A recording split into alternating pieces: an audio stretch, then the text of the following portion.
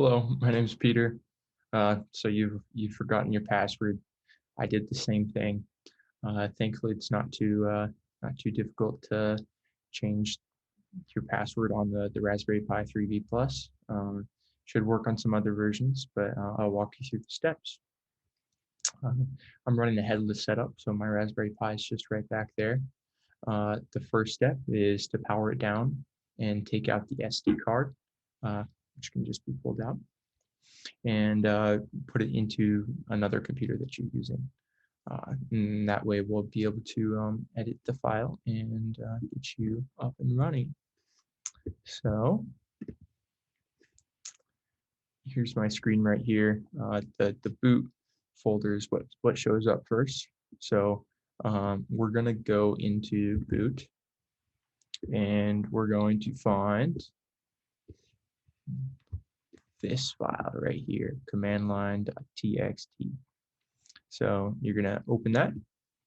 And this is all one line, and it's crucial to remember that it's all one line. It just can't be displayed all in one line. But what we're going to do is we're going to add one extra command right here. This is init initialization in the bin folder sh. All right. So once that's all good, there's no other spaces, it's all in one line, which is important. We're going to save.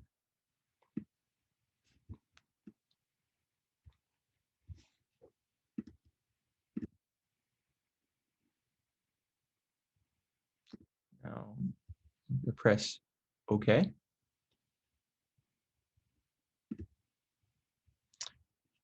And this is just my notes section.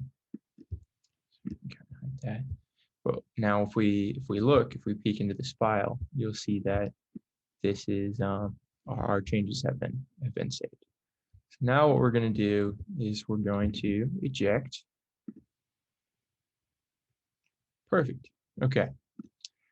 Now that that's done, put the card back into your Raspberry Pi. All right. So I've hooked up my monitor to the Raspberry Pi, because that's what you need to do in order to access this startup here. So I got the classic rainbow screen, and now we have this. And once you see that pound symbol there, you know you're doing something right. What we're gonna type in is pass WD, and then the default user, which is Pi. And then we can enter our new password here.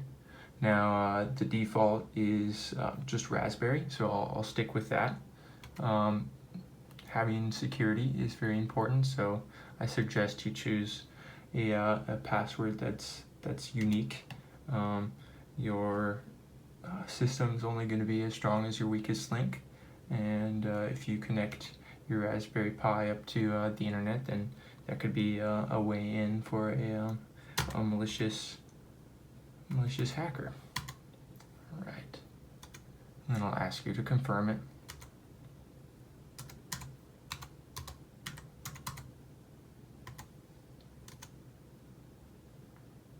So you probably won't get this error, but I did, because my password was already changed to Raspberry.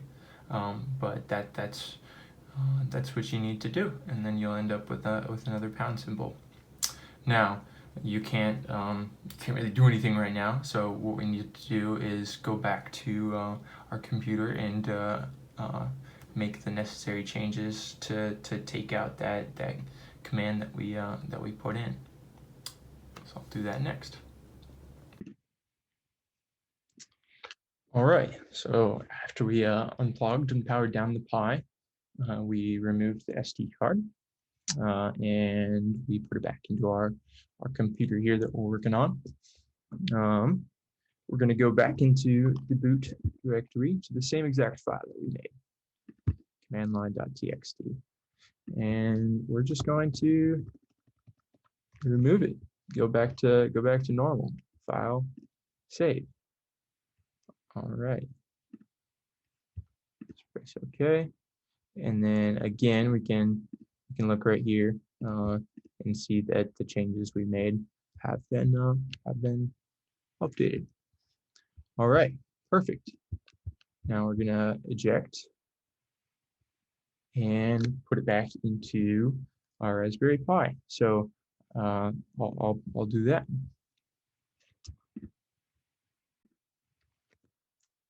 All right, so I put the SD card back in, and now we're going to connect via SSH to our Raspberry Pi over there. So I want to make another video about how to set up SSH, because I think that would be useful for you all. But I'm going to assume right now that that you have your SSH all set up. But I'll go over how to find your IP address for the Raspberry Pi. Assuming you're on the same connected network, you can go to your internet service provider's site. That's just usually 10.0.0.1, and then that will log you into your gateway. So I've already logged in. These are my connected devices that are already online. You can see right here, my Raspberry Pi is up and running and connected, so that's good. Our password change was addressed. But what I want here is the IPv4 address, and it changes periodically. You can change the frequency that it changes, but more security reasons. But 252 is the suffix we have today. So I'm going to use the command ssh pi at this address. And